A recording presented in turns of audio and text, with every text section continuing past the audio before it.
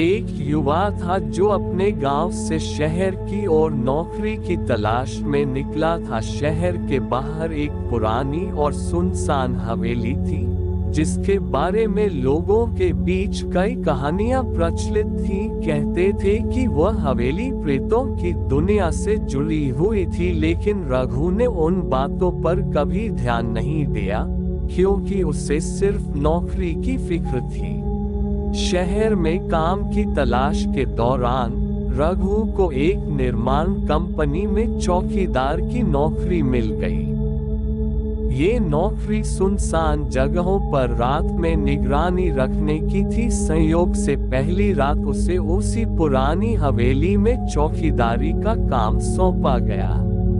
रघु को हवेली की कहानियों से कोई डर नहीं था, इसलिए उसने खुशी खुशी नौकरी स्वीकार कर ली। वह हवेली में पहुंचा तो वहां की सन्नाटा और पुरानी दीवारों का डरावना माहौल देखकर उसका दिल थोड़ा घबरा गया, लेकिन उसने खुद को संभालते हुए अपनी ड्यूटी शुरू की।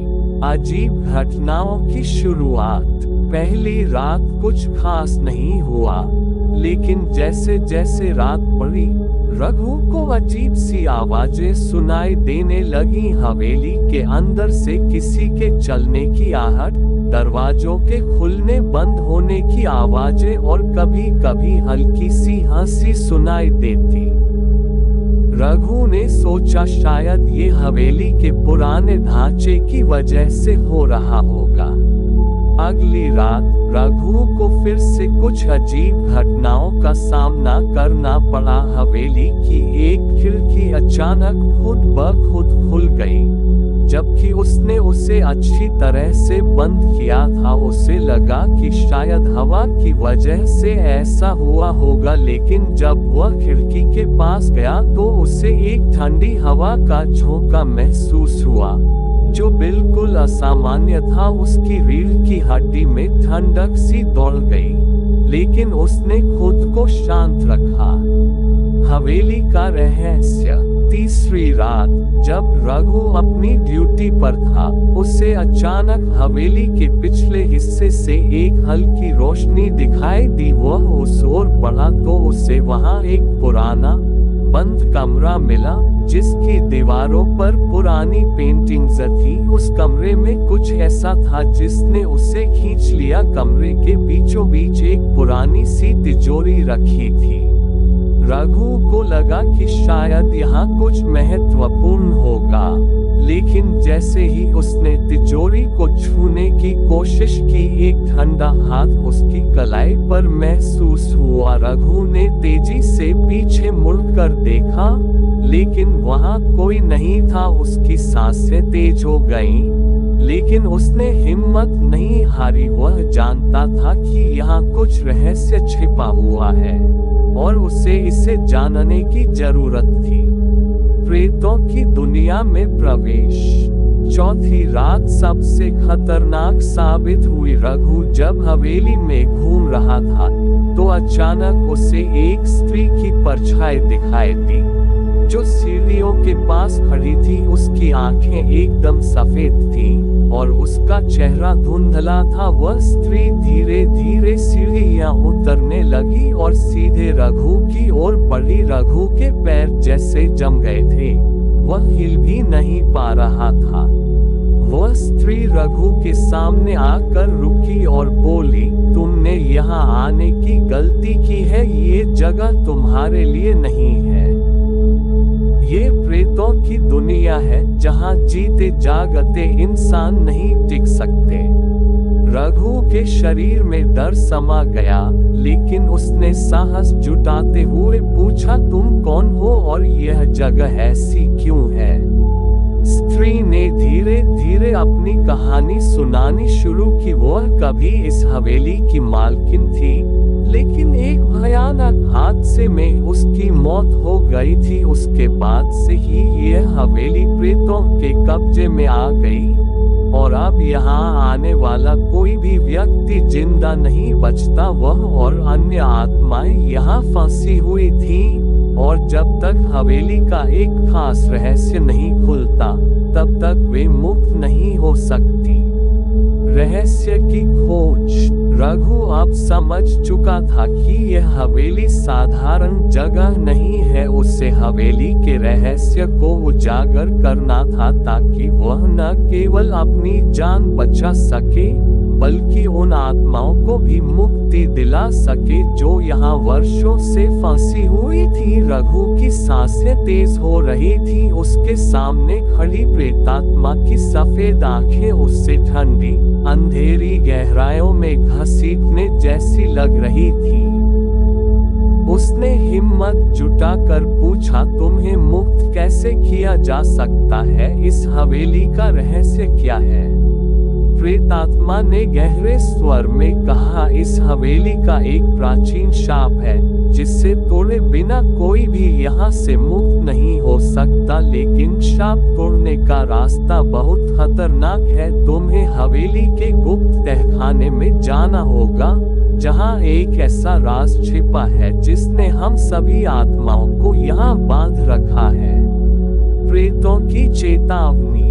रघु का मन अब और बेचैन हो चुका था। हवेली के अंदर और भी आत्माएं थीं, जो धीरे धीरे उसके चारों ओर इकट्ठा होने लगी। हर आत्मा की आंखों में दर्द और वेदना थी। एक बूढ़ा प्रेत आगे बढ़ा और बोला, यहाँ आने वाले कई लोगों ने इस रहस्य को जानने की कोशिश की, लेकिन कोई भी वापस नहीं लौट सका। अगर तुम भी यह रास्ता चुनते हो तो तुम्हारी जान भी खतरे में पड़ जाएगी।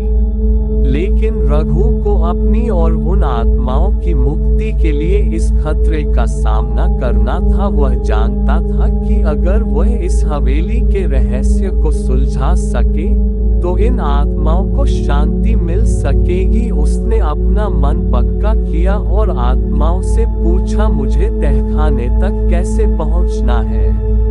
गुप्त रास्ते की खोज। प्रेतात्माओं ने रघु को हवेली के पिछले हिस्से में स्थित एक पुरानी टूटी हुई सीढ़ियों की ओर इशारा किया। उन्होंने कहा, इस सीढ़ी के नीचे एक दरवाजा है जो सीधा तहखाने में खुलता है, लेकिन ध्यान रखना, वहाँ जो ताकतें हैं वे बहुत खतरनाक हैं। अगर तुमने जरा भी गलती की तो वे तुम्हें अपनी दुनिया में खींच लेंगी। रघु ने धीरे धीरे सीढ़ियां उतरनी शुरू की। हर कदम के साथ हवेली की दीवारों पर अजीब सी छायाएं दिखाई दे रही थीं, जैसे वे उसे रोकने की कोशिश कर रही हो। लेकिन रघु ने हिम्मत नहीं हो रही थी। वह उस दरवाजे तक पहुंचा जो जंग लगा हुआ और भारी था। उसने अपने पूरे बल से उसे खोला और उसके सामने एक अंधेरी सुरंग दिखाई दी। तहखाने में प्रवेश। रघु ने सुरंग में प्रवेश किया। वहां अंधकार इतना गहरा था कि उसकी अपनी परछाई भी दिखाई नहीं दे रही थी। सुरंग में चलते हुए उससे अजीब अजीब सी आवाजें सुनाई देने लगी, जैसे कोई उसके पीछे चल रहा हो। अचानक उसके सामने एक बड़ा लोहे का दरवाजा आया। दरवाजे के ऊपर एक शिलालेख लिखा था, जो इस दरवाजे को खोलेगा उसे अपनी आत्मा की सच्चाई से सामना करना होगा। रघु ने हिम्मत करके दरवाजा खोला और उसके सामने एक विशाल कक्ष था। उस कक्ष के बीचों बीच एक प्राचीन पत्थर का ताबूत रखा था, जिसके चारों ओर रहस्यमय आकृतियां बनी हुई थीं। ताबूत के पास एक चमकदार रोशनी का गोला मंडरा रहा था, जो किसी जादुई शक्ति का प्रतीक था। ताबूत का रहस्य। रघु समझ गया कि ताबूत के अंदर ही इस शाप का राज छिपा है। उसने ताबूत को खोलने की कोशिश की, लेकिन ताबूत बहुत भारी था। जैसे ही उसने उसे खोलने का प्रयास किया, अचानक एक जोरदार हवा का झोंका आया और हवेली की दीवारें हिलने लगी। पूरे तहखाने में गूंजती हुई डरावनी आवाजें सुनाई देने लगी, जैसे आत्माएं उसे चेतावनी दे रही हो कि वह इस रास्ते पर आगे न बढ़े। लेकिन रघु अब पीछे हटने वाला नहीं था। उसने अपनी पूरी ताकत से ताबूत का ढक्कन हटाया। ताबूत के अंदर एक पुरानी किताब थी, जिस पर प्राचीन भाषा में कुछ लिखा हुआ था। ये वही किताब थी जिसने इस हवेली और यहाँ रहने वाली आत्माओं को इस शाप में बांध रखा था। किताब का पाठ रघु ने जैसे ही किताब उठाए, अचानक हवेली की सभी आत्माएं उसके चारों ओर जमा हो गईं। किताब को पढ़ने के लिए रघु को उस प्राचीन भाषा को समझना था, लेकिन किताब अपने आप खुल गई और शब्द उसके सामने चमकने लगे। किताब के पहले पृष्ठ पर लिखा था, इस शाप को तोड़ने के लिए तुम्हें अपने सबसे बड़े डर का सामना करना होगा। अगर तुमने डर के आगे घुटने टेक दिए, तो तुम्हारी आत्मा भी इस हवेली में कैद हो जाएगी। अंतिम परीक्षा। रघु ने किताब के पन्नों को पलटा और जैसे ही उसने अंतिम मंत्र पढ़ा, हवेली की दीवारें कांपने लगीं। अचानक एक अजीब सी शक्ति उसके सामने प्रकट हुई, एक विशाल प्रेतात्मा जो इस शाप की रक्षक थी। उसकी आंखों में अंगारे जल रहे थे और उसकी उपस्थिति इतनी भयानक थी कि रघु का दिल तेजी से धड़कने लगा। प्रेतात्मा गरजते हुए बोली, तुमने हमें मुक्त करने की कोशिश की है, लेकिन इसके लिए तुम्हें अपनी सबसे बड़ी कुर्बानी देनी होगी। क्या तुम इसके लिए तैयार हो? रघु ने साहस से कहा, अगर मेरी कुर्बानी से तुम सभी आत्माओं को शांति मिलती है, तो मैं इसके लिए तैयार हूँ। प्रेतात्मा हंसते हुए बोली, तो तैयार हो जाओ अपने सबसे बड़े डर से सामना करने के लिए। रघु के सामने प्रकट हुई विशाल प्रेतात्मा, जिसके आंखों में अंगारे जल रहे थे, हवा में तैरती हुई उसकी ओर बढ़ी। उसकी गहरी और गूंजती हुई आवाज रघु के दिल में डर का संचार कर रही थी। हवेली के चारों ओर फैली ठंडक और अंधकार अब और भी भयानक लगने लगे थे, लेकिन रघु ने अपने मन को शांत रखा, क्योंकि उसे पता था कि अब वही अंतिम परीक्षा थी। प्रेतात्मा ने गरजते हुए कहा, तुम्हें अपने सबसे बड़े डर का सामना करना होगा। ये डर तुम्हें अपनी कमजोरी से परिचित कराएगा। अगर तुमने इसे हराया, तो तुम शाप को तोड़ने में सफल होगे, लेकिन अगर तुम हार गए, तो तुम्हारी आत्मा भी इसी प्रेतों की दुनिया में कैद हो जाएगी। भय की उत्पत्ति। रघु के चारों ओर का माहौल तेजी से बदलने लगा। अंधकार गहराने लगा और उसके सामने धुंध से एक छवि उभरने लगी। यह छवि कोई और नहीं, बल्कि रघु के बचपन का सबसे बड़ा भय था। एक बूढ़ा साधु जो उसके गांव के बाहर झोपड़ी में रहता था। रघु जब बच्चा था, तब वह साधु उसे कई बार डराया करता था और उसे अपने पास बुलाता था। रघु ने कभी उस साधु का सामना नहीं किया, लेकिन उस घटना ने उसके दिल में गहरे डर को जन्म दे दिया था। अब वही साधु जिसने सालों पहले उसके मन में डर पैदा किया था, उसकी आंखों के सामने खड़ा था। साधु की आंखें लाल हो गई थी और उसके चेहरे पर भयानक मुस्कान थी। वह धीरे धीरे रघु की ओर बढ़ते हुए बोला, तुम आज भी मुझसे डरते हो रघु? क्या तुम इस डर से कभी मुक्त हो पाओगे? डर से सामना। रघु ने खुद को संभालने की कोशिश की, लेकिन उसकी टांगें कांपने लगी। साधु की उपस्थिति इतनी भयावह थी कि उसकी उसकी सांसें तेज हो गईं, उसने आंखें बंद कर ली और खुद से कहा, ये केवल मेरे मन का भय है, ये वास्तविक नहीं है, मुझे इसे हराना होगा। साधु ने अपनी आवाज को और भयानक बनाते हुए कहा, तुम मुझसे भाग नहीं सकते, तुम अब मेरी दुनिया में हो, जहां डर तुम्हें हमेशा घेरता रहेगा। लेकिन रघु ने इस बार अपने मन की शक्ति को मजबूत किया। उसने आंखें खोली और साधु की ओर दृढ़ता से देखा। वह अब जान चुका था कि यह केवल उसका मन ही था जो इस भूतिया छवि को पैदा कर रहा था। वह साधु की ओर बढ़ा और जोर से कहा, तुम मेरे डर का हिस्सा हो, लेकिन अब मैं तुमसे नहीं डरता। जैसे ही रघु ने ये शब्द कहे, साधु की छवि धीरे धीरे धुंध में बदलने लगी। उसकी भयानक हंसी बंद हो गई और वह गायब हो गया। रघु ने अपनी सबसे बड़ी परीक्षा पास कर ली थी, शाप का टूटना। जैसे ही भय की छवि गायब हुई, हवेली के अंदर की ठंडी हवा रुक गई, दीवारों पर जमी धूल उड़ने लगी और हवेली के दरवाजे और खिड़कियां खुद ब खुद खुल गईं। रघु को लगा कि वह सही दिशा में बढ़ रहा है। ताबूत के पास अब वह प्राचीन किताब फिर से चमकने लगी थी और उसकी रोशनी पूरे कक्ष को भर रही थी। रघु ने किताब को फिर से उठाया और उसमें लिखे आखिरी शब्दों को पढ़ा। जब सच्चा साहस प्रकट होता है, तब हर शाप टूट जाता है। जैसे ही उसने ये शब्द पढ़े, एक तेज रोशनी पूरे कक्ष में फैल गई। हवेली की छत से एक सुनहरी रोशनी नीचे उतरी और हवेली की सभी प्रेतात्माएं जो अब तक कष्ट में थी, अब हल्की मुस्कान के साथ धीरे धीरे उस रोशनी में समाने लगी। उनकी पीड़ा समाप्त हो चुकी थी और वे अब मुक्त हो चुकी थी। प्रेतात्माओं की मुक्ति।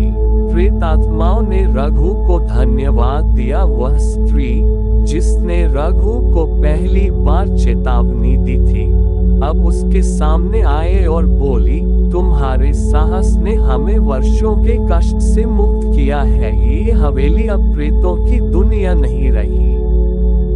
तुमने वह कर दिखाया जो अब तक कोई नहीं कर सका।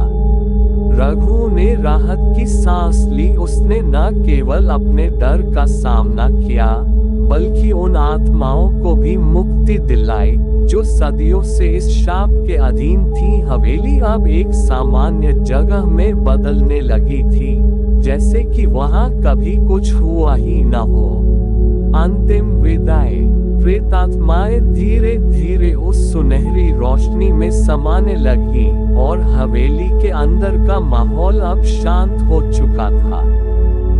रघु ने अंतिम बार ताबूत की ओर देखा और फिर हवेली से बाहर की ओर चल दिया।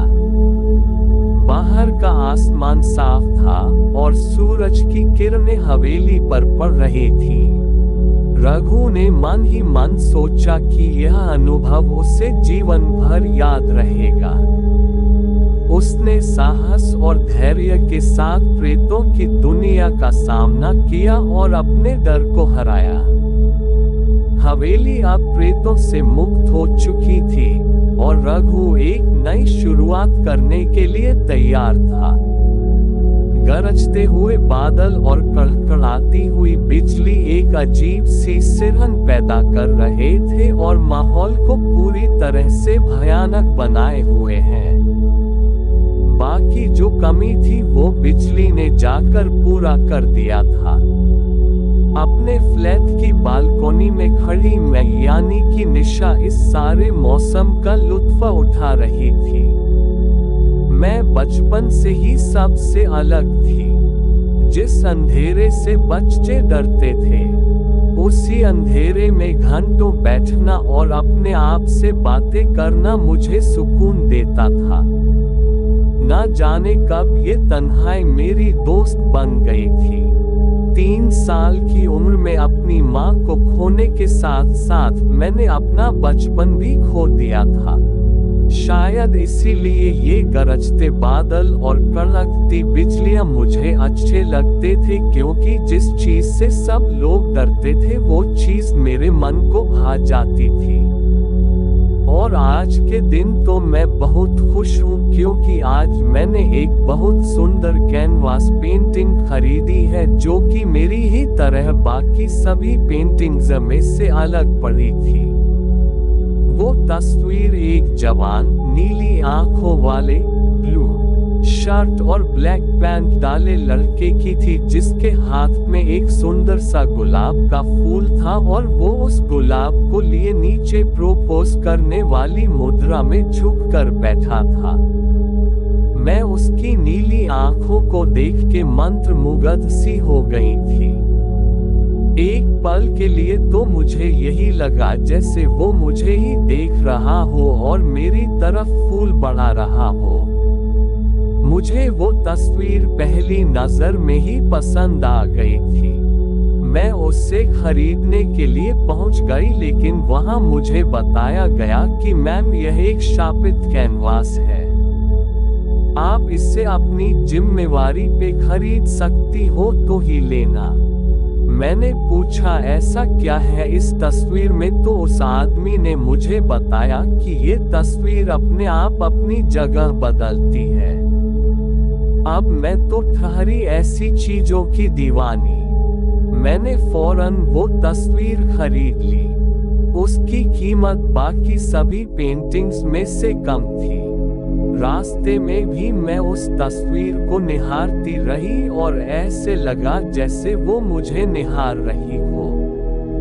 अपने फ्लैट पहुंचकर मैंने वो तस्वीर अपने बेडरूम में अपने बेड के सामने वाली दीवार पे लगा दी और उसे एकटक निहारने लगी जब तक मुझे भूख का एहसास नहीं हुआ।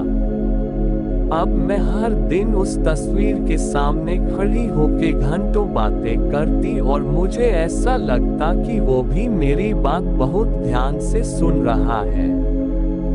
धीरे धीरे मैं काफी खुश रहने लगी, जैसे मेरे हाथ में कोई खजाना लग गया हो। मेरे ऑफिस में साथ काम करने वाले लोग भी बहुत हैरान रहने लगे कि हमेशा से चुप सी रहने वाली निशा, यानी कि मैं अब फूल से खिली खिली कैसे ही गई। एक दिन शाम को जब मैं ऑफिस से घर आने लगी तो रास्ते में कुछ गुंडे मवाली जैसे दिखने वाले लड़के मुझे बहुत छेड़ रहे थे और भद्दे शब्द बोलते हैं जो मेरे मन को आहत करते हैं। मैं रूम में आके बहुत रोती हूँ और खाना भी नहीं खाती। तभी अचानक से मौसम बदल जाता है, बादल गरजने लगते हैं और बिजली कड़कने लगती है। कुछ ही देर बाद में बारिश भी शुरू हो जाती है। मैं बेड से उठ के बारिश के मौसम का लुत्फ लेने लगी और बारिश के ठंडी ठंडी बूंदें मेरे चेहरे को भिगो रही है। मेरे चेहरे पे पड़ रही ये बूंदें मुझे सुख दे रही थी और मेरे सारे दर्द धो रही थी। तभी हवा मेरे बालों और जिस्म को छू कर निकल जाती है और मैं आंखें खोल के इधर उधर देखती हूँ और दोबारा से आंखें बंद कर लेती हूँ कि मुझे पता है तुम्हें ये सब पसंद है। मैं एकदम से आंखें खोलती हूँ और देखती हूँ कि मेरे सामने एक नीली आंखों वाला गोरा सा दुबला पतला ब्लू शर्ट और ब्लैक पैंट पहने एक सुंदर सा लड़का खड़ा है। मैं उसे देखते ही उसकी आंखों की गहराई में डूबती चली जाती हूँ। आज तुमने कुछ खाया क्यों नहीं? वो मेरा हाथ अपने हाथों में लेके बोला। उसका स्पर्श पाके मैं एकदम कांप जाती हूँ, बिल्कुल बर्फ जैसे ठंडे हाथ। मैं तुमसे ही बात कर रहा हूँ निशा। उसकी बात सुन के जैसे मैं अपने ख्यालों से बाहर आ गई। अब सवाल मुझे करना था, मैं तुम कौन? वो क्या तुमने मुझे पहचाना नहीं निशा? मैं वही तो हूँ जिसके साथ तुम बातें करती हो और तुमने तो मेरे साथ अपना हर राज साझा किया है। मैं तुम्हारा राजदार हूँ निशा। मैं वही हूँ जिसकी आंखों में देखते रहना तुम्हें बहुत पसंद है। मैं ये बात सुन के भाग के बेडरूम में जाती हूँ और सामने तस्वीर को देख के हैरान रह जाती हूँ, क्योंकि वहाँ उस तस्वीर में जो लड़का था वो वहाँ नहीं था। मुझे वहाँ क्यों ढूंढ रही हो? मैं तो तुम्हारे सामने हूँ मैं, लेकिन तुम तस्वीर से बाहर कैसे आ सकते हो? आज तुमने मुझसे बात ही नहीं की तो मैंने सोचा कि क्यों ना मैं ही बाहर आके तुमसे बात कर लूं। दूसरा हाथ आगे करते हुए देखो क्या लाया हूं तुम्हारे लिए। लाल गुलाब को हाथ में पके हुए वो उसी मुद्रा में मेरे सामने बैठ जाता है जैसे कि वो उस चित्र में बैठा होता है। मैं खुशी खुशी वो फूल ले लेती हूँ और उससे उसका नाम पूछती हूँ। जिस नाम से तुम मुझे पुकारना चाहो पुकार सकती हो और आज से वही मेरा नाम होगा। मैं तो फिर ठीक है, आज से तुम्हारा नाम निशांत, निशा और निशांत साथ में अच्छा लगता है ना? ठीक है, आज से मैं तुम्हारा निशांत हूँ और तुम मेरी निशा हो। उस रात निशांत मुझे अपने हाथों से खाना खिलाता है और मैं उससे बताती हूँ कि कैसे 4 लड़कों ने उसका मजाक बनाया और वो हर लड़की को कैसे हर रोज तंग करते हैं। निशांत, हौसला रखो निशा, तुम्हें रुलाने वाले अब कभी हंस नहीं पाएंगे। रात उसकी गोद में सर रख के कैसे मुझे नींद आ गई मुझे भी पता नहीं चला और वो सारी रात अपने कोमल हाथों से उसके बाल सहलाता रहा। सुबह 6 बजे के अलार्म से मेरी आंख खुल जाती है और मैं रात के बारे में सोच के खुश हो जाती हूँ। मैं देखती हूँ कि मेरे तकिए के पास एक ताजा गुलाब का फूल रखा होता है। मैं एकदम से इधर उधर निशांत को ढूंढती हूँ कि मेरी नजर कैनवास पे चली जाती हूँ और मैं देखती हूँ कि निशांत पेंटिंग में फूल लिए उसी मुद्रा में बैठा होता है। एकदम से जाके मैं उसकी तस्वीर को चूम लेती हूँ। आज किसी काम में मन नहीं लग रहा था, न ही ऑफिस जाने का मन था, लेकिन जाना तो था। बस दिल और दिमाग में निशांत ही छाया हुआ था। ऑफिस में मधु मेरी ऑफिस की इकलौती दोस्त, अरे निशा जानती हो रास्ते में खड़े होकर जो गुंडे जैसे दिखने वाले लड़के लड़कियों पर अक्सर तंज कसा करते थे, आज किसी ने बहुत बेरहमी से उनकी हत्या कर दी। ये बात सुन के मैं हैरान हो गई। तुम्हें रुलाने वाले अब कभी हंस नहीं पाएंगे। निशांत के ये शब्द मेरे कानों में हथौड़ों के जैसे बजने लगे। मैं अपना काम जल्दी से खत्म करना चाहती हूँ क्योंकि निशांत का साथ मेरे अंदर एक नया रोमांच भरता था। शाम को जैसे ही मैं ऑफिस से घर जाके अपने घर का दरवाजा खोलती हूँ तो मुझे रसोई में से खाने की बहुत अच्छी सुगंध आ रही है।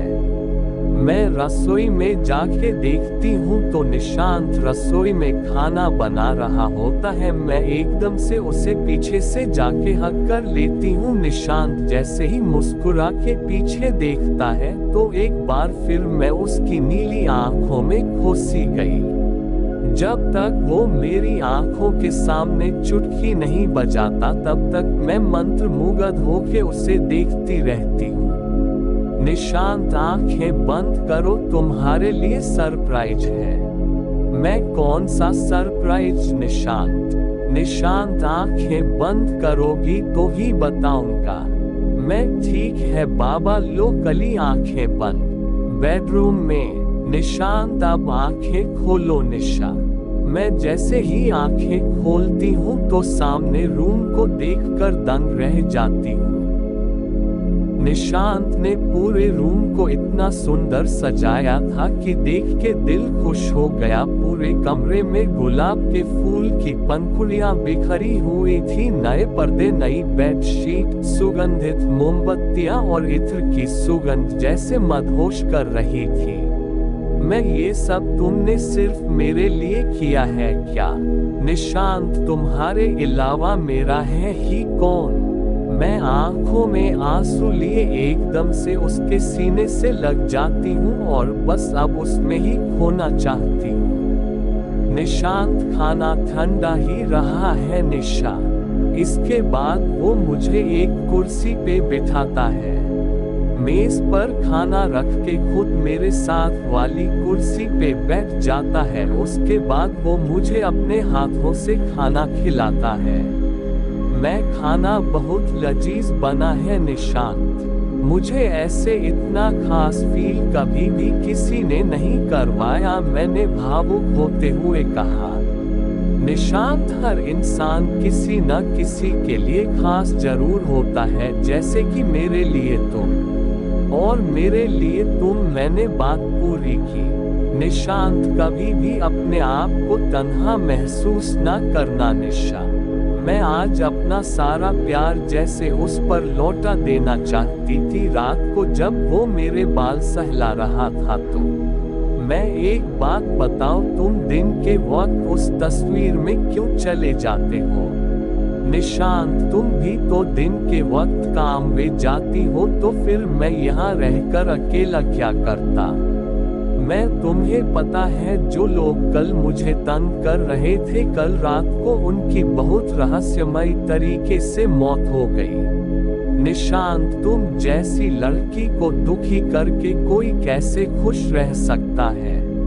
मैं तो क्या, तुमने उन्हें मेरे होठों पे उंगली रखते हुए निशांत, सजा देने वाले तो भगवान होते हैं निशा। मैं कौन होता हूँ? मैं तो बस तुम्हारी आंखों में कभी आंसू नहीं देख सकता हूँ।